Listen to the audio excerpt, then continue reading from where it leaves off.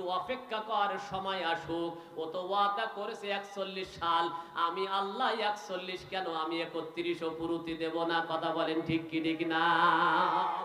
আবার যখন শাপলা চত্বরে হেফাজতে ইসলামের উপর হামলা হলো, আল্লাহর কাছে ডাক দিয়ে বলে, মালিক আল্লাহ, মাতা নাসরুল্লাহ, তোমার সাহায্য কখন আসবে?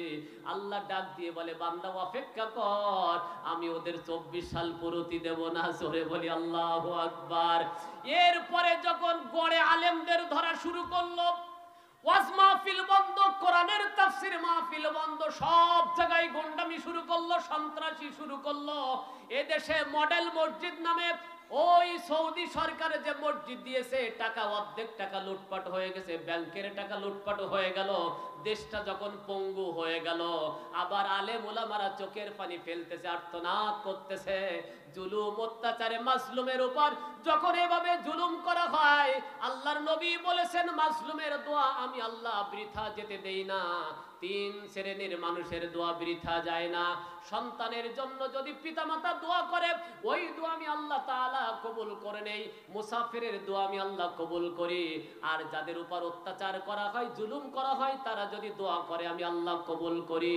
আল্লাহ পাক রব্বুল আলামিন মাজলুমের দোয়া কবুল করে নিয়ে বলতেছে, দাঁড়া, একটু অপেক্ষা কর।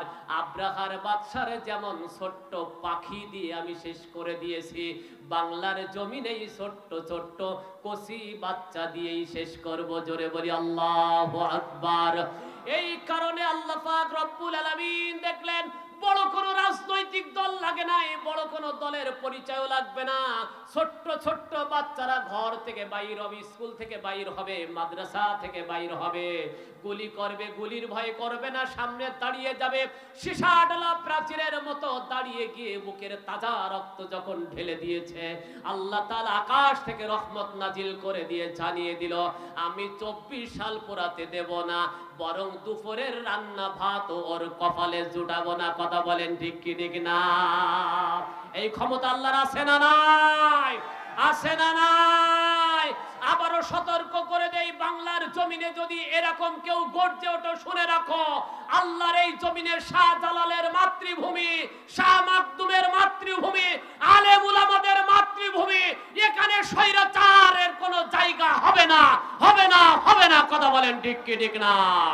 এদেশ হবে কোরআনের দেশ, এদেশ হবে ইসলামের দেশ, এদেশে কোরআনের পতাকা পথ করে উঠবে। কারা কারা দেখতে চাও, দুহাত তুলে দেখাও। কোন একদিন এদেশের আকাশে কালেমার পতাকা দুলবে,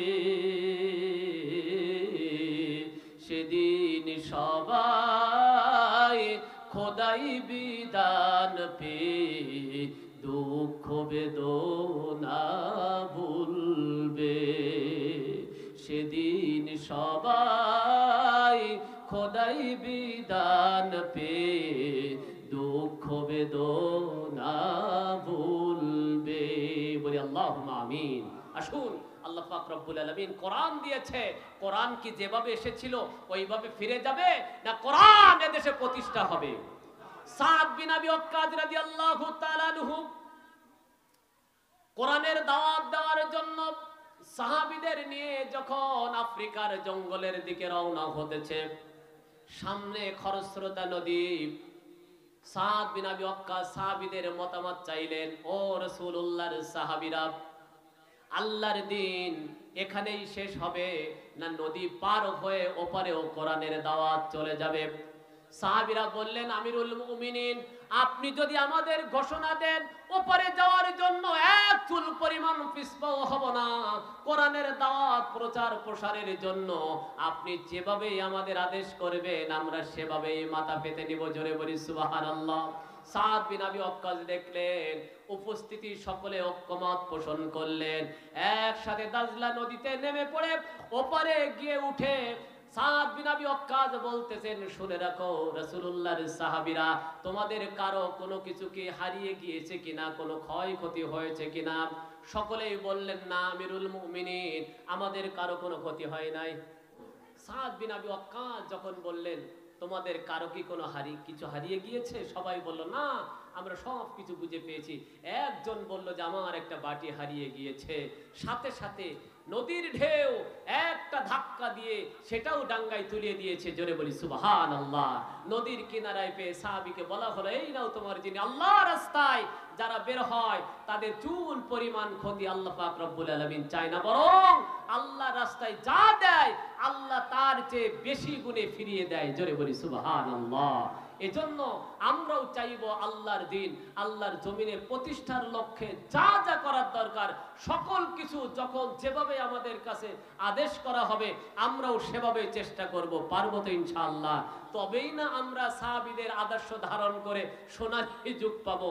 তাই যদি না হয়, যদি আজকে আমরা আমাদের আকাবেররা যে আদেশ করবে, আমাদের আমিরে জামাত যারা আদেশ করবে, ইসলামী আন্দোলন যে আদেশ করবে, হেফাজতে ইসলাম যে আদেশ করবে, এগুলো যদি আমরা মানতে না পারি তাহলে আমাদের আবারও মায়ের খেতে হবে, আমরা আবারও এই অধঃপতনে নেমে যাব, এ জাতি আবার নিঃশেষ হয়ে যাবে। কথা বলেন ঠিক কি ঠিক না? এজন্য আমাদের চেষ্টা করতে হবে যখন যেভাবে আদেশ আসে আল্লাহর দিন আল্লাহর জমিনে প্রতিষ্ঠার লক্ষ্যে এইভাবেই কাজ করলে আমরা সফলতায় যেতে পারবো। নচেত সফলতা আমরা দেখব না, আবারও আমাদের সেই বিপদে পড়তে হবে। যে কোনো মুহূর্তে হয়তো আমাদের এই জায়গাটা যে কেউ দখল করে নিতে পারে। কথা বলেন ঠিক কি ঠিক না? এজন্য আমরা চাইবো আল্লাহর এই দিন আল্লাহর জমিনে প্রতিষ্ঠা হোক, আমরা এই জায়গা আর কারো কাছে ভাড়া দিতে চাই না। কথা বলেন ঠিক কি ঠিক না? আসুন আরেকটু আলোচনার দিকে চলে যাই। বিশ্বনবী সাল্লাল্লাহু আলাইহি ওয়াসাল্লাম বিশ্বনবী সাল্লাল্লাহু আলাইহি ওয়াসাল্লাম কাছে প্রশ্ন করা হলো, রাসূল ইসলাম কি জিনিস মনে আছে আপনাদের? বললেন আল্লাহর প্রতি পূর্ণ বিশ্বাস স্থাপন করা। আর বললেন বিশ্বনবী সাল্লাল্লাহু আলাইহি ওয়াসাল্লামের আদর্শ অনুযায়ী জীবন পরিচালনা করা। এরপরে কি জিনিস? আল্লাহ রাসূল সাল্লাল্লাহু আলাইহি ওয়াসাল্লাম এবার বললেন নামাজ প্রতিষ্ঠা করা। সমাজে নামাজ প্রতিষ্ঠা করতে হবে। নামাজ শুধু আমি পড়বো না, আমার পরিবারের সবাই নামাজি হবে, আমার অধীনস্থ যারা হবে তারাও নামাজি হবে। আমার অধীনস্থ যারা তারা যদি নামাজ না পড়ে আমি শুধু নামাজ পড়বো। আল্লাহ পাক রব্বুল আলামিন এই কারণেই কোরআনের আয়াত নাজিল করে নাই। আল্লাহ তাআলা জানিয়ে দিয়েছেন কু আনফুসাকুম ওয়া আহলিকুম নারা। আল্লাহ তাআলা জানিয়ে দিয়েছেন নিজের জন্য নিজের পরিবারের জন্য একই আদেশ আসবে। নামাজ শুধু যদি এক ব্যক্তি পড়ে ওই ব্যক্তিকে নামাজ প্রতিষ্ঠা করা বলে না। নামাজ প্রতিষ্ঠা মানে আমার অধীনস্থ যারা আছে তারাও নামাজ পড়বে, আমার ছেলে নামাজ পড়বে, আমার মেয়ে নামাজ পড়বে, আমার স্ত্রী নামাজ পড়বে। আমি যদি কর্মকর্তা হই আমার অধীনে যারা আছে তারাও নামাজ পড়বে। আর যারা নামাজ পড়বে ইমামতি কে করবে? যে কর্মকর্তা থাকবে সেই ইমামতি করবে। কথা বলেন ঠিক কি ঠিক না? যখনই আমরা একজন ইমাম শুধু মসজিদের ক্ষেত্রে নয়, মসজিদে একজন ইমাম নির্বাচন করি, যে ইমাম ও পর্দায় চলে, বেপর্দা চলে না, ইমাম সুদ খায় না, ইমাম ঘুষ খায় না, ইমাম দুর্নীতি করে না, ইমাম চুরি করে না, ইমাম ডাকাতি করে না, এমন একজন ইমামের পিছনে নামাজ পড়ি। তার কারণ হলো এই নামাজ পড়বো যে ইমামের পিছনে, যদি ইমাম সৎ হয় ভালো হয় আল্লাহ তাআলা খুশি হবে। কথা বলেন ঠিক কি ঠিক না? কিন্তু সমাজের ইমাম যখন আপনি বানাবেন, ওই লোকটা মেম্বার বানালেন, চেয়ারম্যান বানালেন, এমপি বানালেন, এই লোকটা যদি চোর হয় তাহলে আপনার ইক্তেদা সহি হবে কিনা? কথা বলেন ঠিক কি ঠিক না?